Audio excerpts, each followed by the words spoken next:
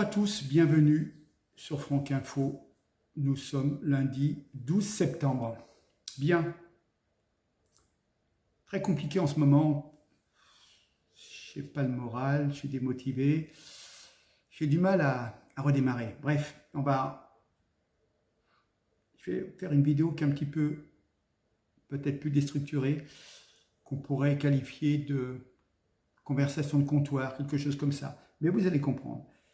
Pouvoir d'achat, c'est le reste à vivre des Français, une fois que l'État nous a tout pris. Mais expliquez-moi, nous sommes le pays le plus taxé au monde et rien ne fonctionne. Écoles, hôpitaux, police, justice. Oui, police et justice sont à l'abandon.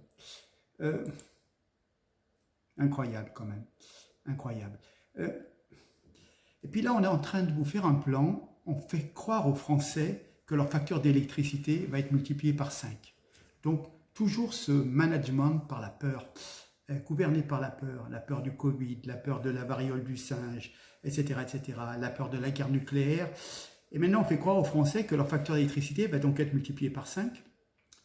Et puis ensuite, en deuxième partie, l'acte 2, si vous voulez, du plan, ça va être de multiplier la facture d'électricité par 2 et demander aux Français de dire merci. Et on aura tellement fait peur que du coup, ça va passer comme une lettre à la poste. Enfin, le fonctionnement de la poste, non, n'en parlons pas. Non, mais voyez ce que je veux dire. Et du coup, les gens vont s'estimer satisfaits en disant « Ah, mais on ne paye que le double. » Mais voyons, voilà. D'ailleurs, pour économiser l'électricité, je propose dans un premier temps qu'on débranche les radars automatiques. C'est bon pour la planète et puis c'est bon pour notre portefeuille. Ah oui, une petite nouvelle. Alain Hulot, l'enquête pour viol et agression sexuelle sur mineurs classée sans suite pour prescription. Eh bien oui, quand on est proche du pouvoir, voilà. Alors, il y avait encore une manifestation samedi. Le régime macronien, c'est un petit peu particulier. On fait effacer les vidéos du Stade de France pour masquer le fiasco et de voir que les personnes qui ont pénétré frauduleusement ne sont pas justement des Britanniques, n'est-ce pas? Vous savez ce qu'il en est. Mais par contre, on a filmé les manifestants par les fameuses brigades braves, là. Et voilà, donc ça en devient un régime très, très autoritaire. Vous allez être fiché, vous allez être reconnu sur les photos. Ah, vous êtes un mauvais Français, un mauvais citoyen. Bon. Une petite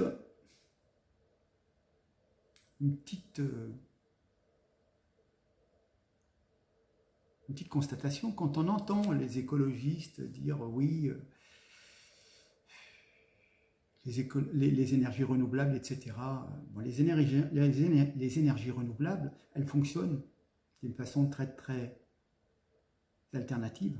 C'est pour ça d'ailleurs qu'on dit des énergies alternatives. Et même les Allemands ne parviennent pas à faire fonctionner ces énergies renouvelables qui doivent fonctionner un quart du temps. Et si les Allemands n'arrivent pas, ça fonctionnera nulle part. Du coup, nous, on va leur vendre du gaz, je crois, et eux vont nous vendre de l'électricité fabriquée avec les centrales à charbon. Et après, on va vous dire, ne rentrez pas dans les villes avec votre véhicule diesel. Non, mais c'est se foutre du monde, c'est se foutre du monde. Voilà. Enfin bon. J'ai lu, les affaires continuent avec la Russie. Les États-Unis ont importé plus de 6 milliards de dollars de marchandises. Il y a eu 3600 navires en provenance de Russie qui sont arrivés dans les ports américains depuis le 24 février. Ce sont des statistiques de la société de presse américaine. Voilà, donc il faut savoir. C'est faites ce que je dis, mais pas ce que je fais. Et nous, on trouve des prétextes.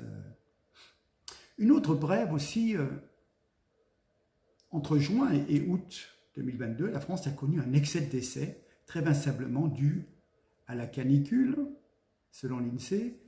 Si l'on compare avec 2019, puisque bon, précédemment, compte tenu du Covid, etc., bon, c'est pas pareil, il y aurait 11 124 personnes de plus qui ont perdu la vie cet été par rapport à l'été 2019. Donc c'est la canicule, bien entendu. Hein. Ce n'est pas un excès de certaines substances. Alors ce qui est bizarre, c'est que même dans les pays où il n'y a pas eu de canicule, comme au Québec, où il faisait plutôt frais, il y a un excès de décès aussi. Vous avez une idée peut-être, si je vous dis deuxième, troisième, quatrième, RA2PEL, ça vous dit quelque chose, à mon avis. Ça doit aider quand même à passer dans l'au-delà. Bien,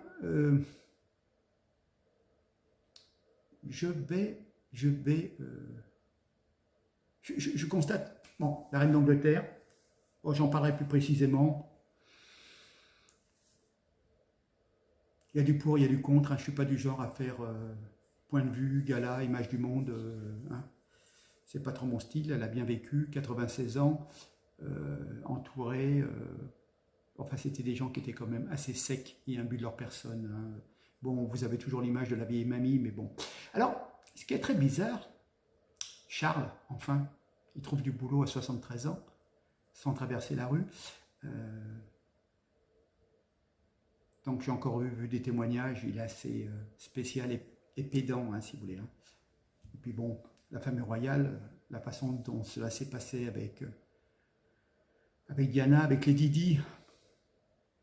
Bon, passé un moment, les Anglais étaient très remontés sur leur reine. Alors, contre leur reine Elisabeth II, contre la famille royale en général, contre le prince Charles qui cocufiait Lady Diana. Donc voilà. Ça, certains ont la mémoire courte, moi je veux bien, mais bon. Je pourrais vous dire plein de choses sur la famille royale, peut-être que j'y viendrai la prochaine fois. Simplement, une chose qui revient au climat, c'est que le roi est écolo, on est d'accord, hein, il a créé des associations, etc. Et la première ministre, Truss, qui vient de prendre la place des précédents chanceliers, gèle les prix de l'énergie, hein, pour pas que les factures soient trop importantes pour les citoyens anglais, mais elle envisage de relancer aussi le pétrole et le gaz de schiste, donc de donner l'autorisation, chose qui est interdite en France, de forer dans la montagne, d'envoyer de l'eau douce pour faire ressortir le gaz, le bitume, etc., le gaz et le pétrole de schiste. Hein, voilà. Enfin, je rappelle quand même que nous, on importe du gaz de schiste. On n'a pas le droit d'en faire en France, mais on paye un prix faramineux, celui qui vient des États-Unis. Hein, voilà. Donc on détruit des montagnes entières et on gaspille de l'eau douce pour extraire ce carburant, cette matière première. Voilà. Bon, je pense que on peut quand même se faire une réflexion, c'est qu'on ne peut pas être une grande puissance mondiale encore aujourd'hui. Un des pays les plus taxés au monde, j'y reviens, et devoir prendre des douches froides parce qu'on a des gouvernants qui ne sont pas aussi brillants qu'ils veulent s'en donner l'air. Hein. Franchement. Puis, en ce qui concerne la guerre, bon, il y a une contre-attaque ukrainienne, on verra ce que ça donne. Bon, il y a tellement d'informations et de désinformations. Mais rappelez-vous que en Irak, en Serbie, en Libye, hein, vous savez, quand on va pour apporter la démocratie, hein, oui, on a vu ce que ça donnait en Libye, en Irak. En Serbie, on leur a arraché le Kosovo et on a tué des milliers de civils, mais on avait le droit, on était le camp du bien.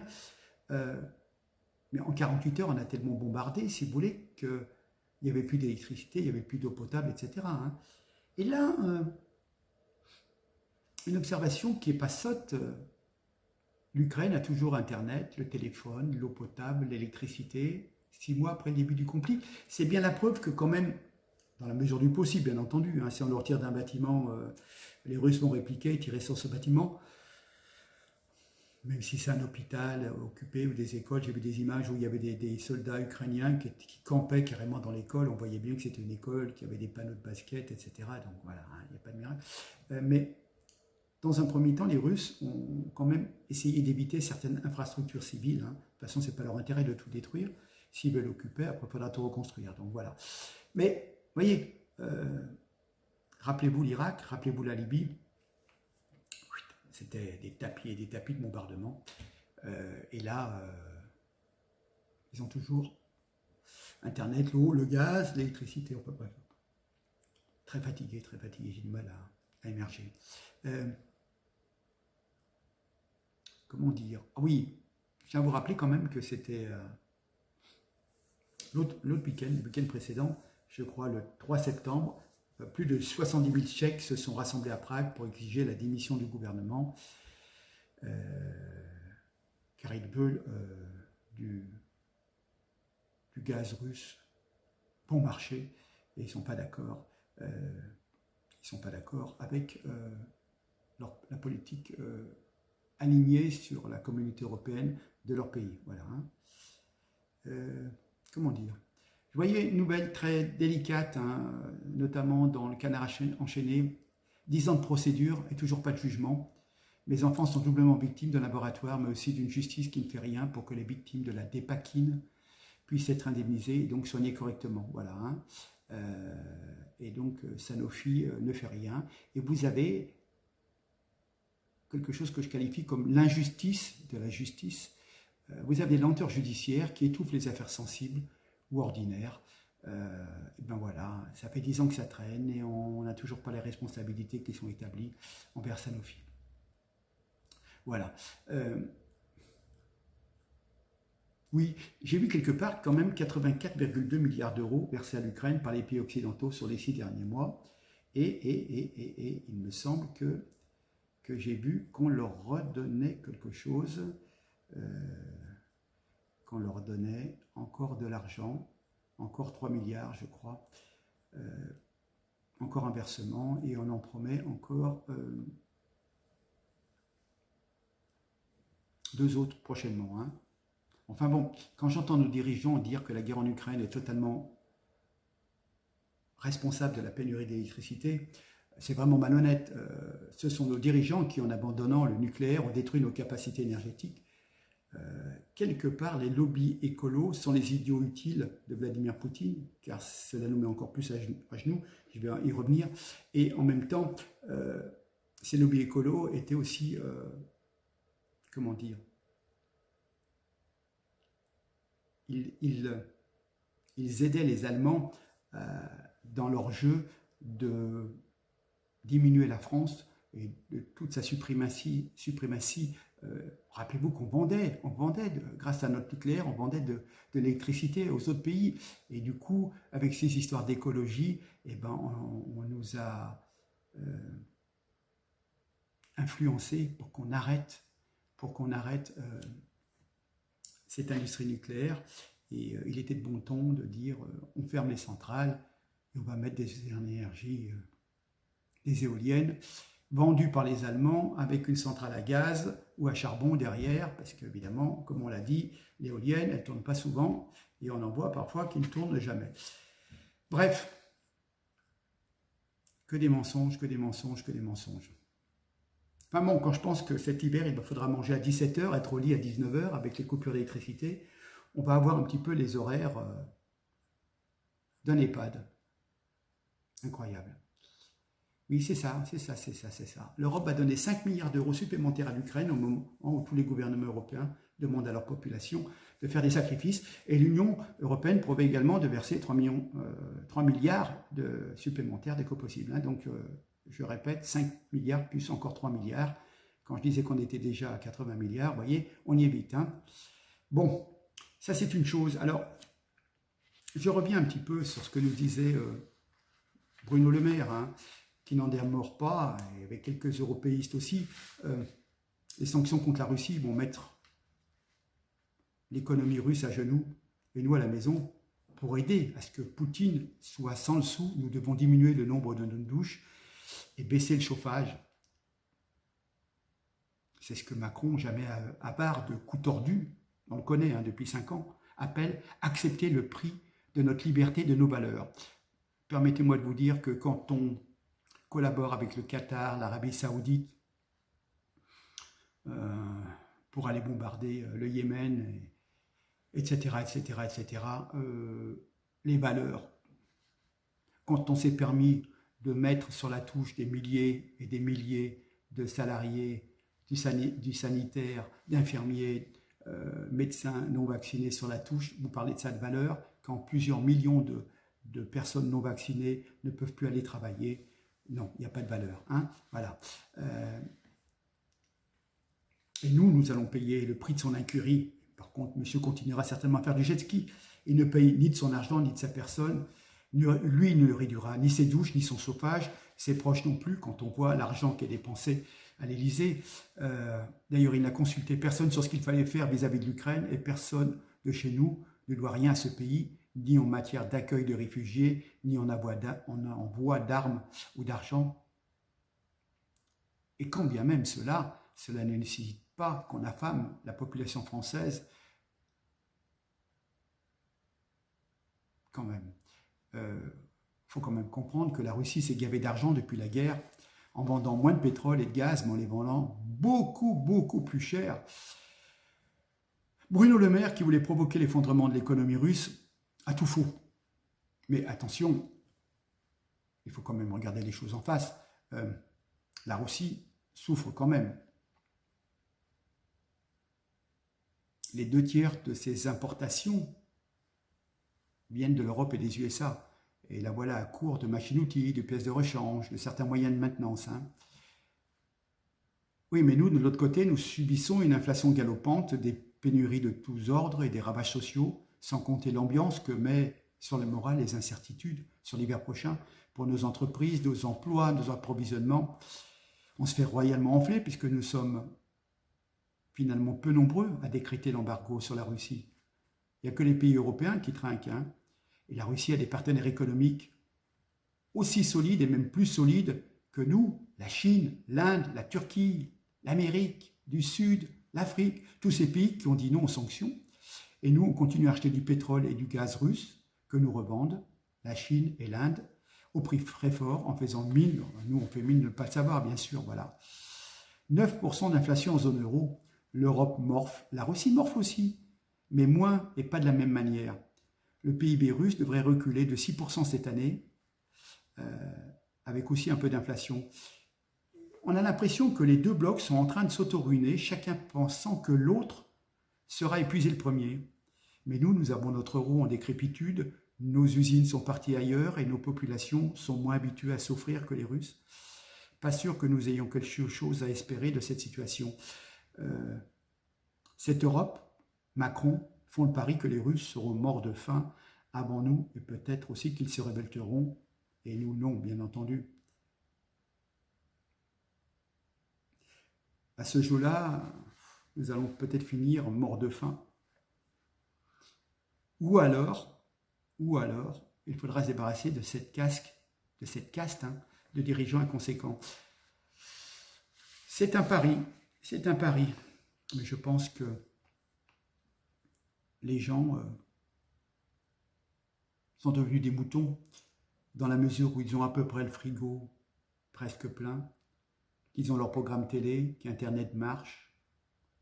Même en chômage, certains vont s'en contenter, comme on l'a fait pendant le Covid. Bon, je vais vous passer 2 vidéos à la suite que j'ai trouvées sur Twitter. Assez intéressant, c'est un pêle-mêle, vous allez voir, c'est pas mal du tout et ça met le doigt sur des choses, bien entendu, c'est anti-Macron, donc vous allez être assez content.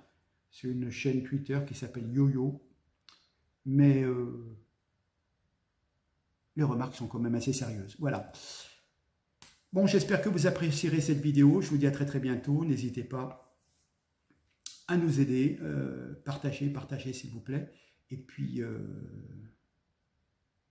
likez, et puis on reste sur une version simplifiée de mes vidéos pour l'instant, parce que je travaille seul dorénavant, donc voilà. Bon, je compte sur vous, d'accord? Et puis on essaye de reprendre de la motivation, de reprendre des convictions, mais j'avoue que c'est un peu compliqué en ce moment. Allez, je vous dis à très bientôt. Je vous salue, mesdames. Je vous fais un petit bisou et puis je vous dis à très bientôt. Allez, allons-y. Les 2 vidéos. YoYo. Merci.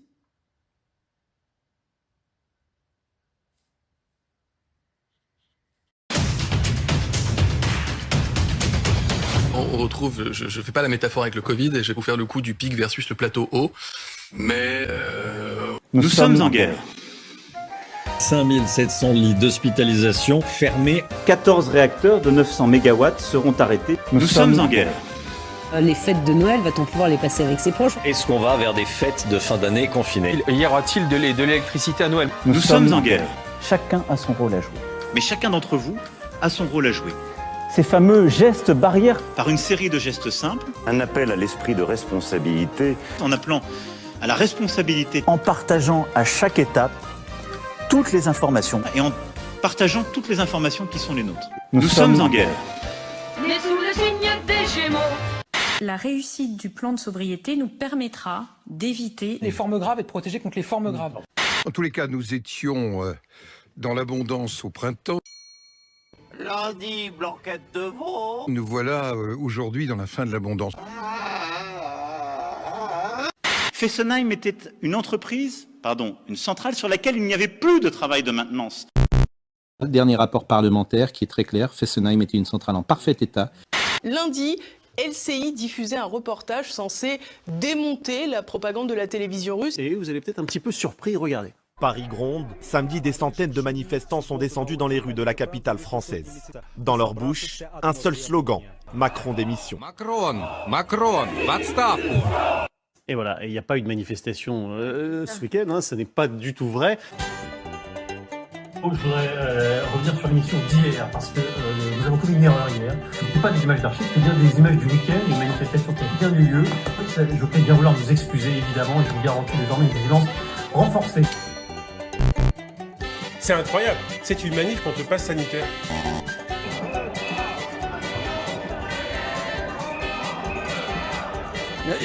C'est une manif contre le pass sanitaire qu'on a vu. Magali Barthès, on est en plein ici dans la propagande russe auprès du peuple russe.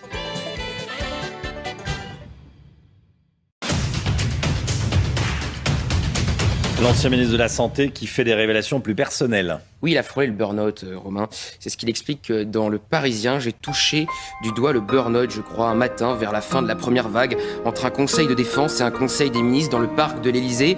J'ai eu des vertiges, de profondes nausées, les jambes qui flagellent. À l'époque, je dormais 3 heures par nuit, je sautais plein de repas. Le stress était permanent, puis j'ai regardé les arbres, j'ai soufflé, et c'est reparti sur le coup. Ensuite, je me suis mis à la méditation. Alors, ses confidences, il parle aussi de son salaire, 6 500 € net. Une majorité de soignants n'avaient pas de blouse. En guise de blouse, ils utilisaient des sacs poubelles. Great Reset, c'était justement le titre du sommet de Davos de cette année. L'idée derrière l'expression Great Reset, c'est tout simplement que le Covid a changé le monde, on va donc devoir s'adapter. Et l'expression a donc été complètement détournée par les conspirationnistes qui y voient un projet caché. Ce qu'il est écrit dans ce livre, c'est la mise à bas un peu de démocratie, une société de la technosurveillance en réalité. Oui, c'est ça, c'est une étatisation complète et qui va restreindre pas seulement nos libertés économiques, mais aussi les libertés fondamentales. Est-ce qu'on doit être plus contraignant? Et donc, nous allons mettre en place une organisation à travers ce que j'appellerais un pass sanitaire. Est-ce qu'on doit mettre des mesures de contrôle? C'est-à-dire, on va demander à ce que d'abord les gens s'enregistrent. Des mesures pour faciliter le système d'alerte. Pour commencer à aller vers de la stratégie, soit de contrainte, qui puisse être enregistrée avec un code, soit de rationnement. Rechargez-les aux heures creuses, la nuit seulement. Ah bah oui, mais ma voiture est en panne et j'ai Non, bah ce sera plus tard. Bon. Voilà. Par exemple, le complotisme, c'est quelque chose qui ne peut pas me laisser... Vous dites que c'est les collabos d'aujourd'hui, les complotistes. Oui, il y a une forme de collaboration d'un pays. Car c'est en salissant l'autre de son propre vice et de sa propre faute que l'homme continue à se percevoir intégré au groupe par ses inversions accusatoires. Antivax, antisémite. Abrutis, c'est des cons, c'est des cons. Ce sont des mégalos. Ils ont un ego comme un gratte-ciel. J'ai beaucoup de chance d'être né comme je suis né. Après moi, le déluge. Après moi, le déluge. Mais ferme ta gueule.